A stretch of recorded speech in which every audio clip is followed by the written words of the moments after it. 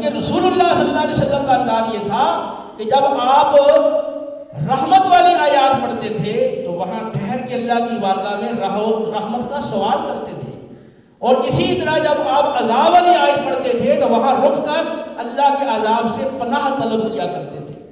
تو اب یہ تو تب ہے نا جب اس کو سمجھے گا، اس کی طرف اس کی توجہ ہوگی۔ اب ہماری حالت یہ ہے کہ اگر ہم سمجھتے بھی ہیں تو ہماری پھر بھی توجہ نہیں ہوتی، وہ بڑی تعداد تو سمجھتی ہی نہیں ہے۔ اس کی وجہ یہ ہے کہ ہم نے قرآن کو کوئی اہمیت ہی نہیں دی، اور اس وجہ سے یہ سارا کچھ ہے۔ تو موعظہ قرآن بعد ہے، اور اس کے ساتھ کیا شفاء لما فی الصدور، سینوں کی ساری بیماریوں کی شفا ہے۔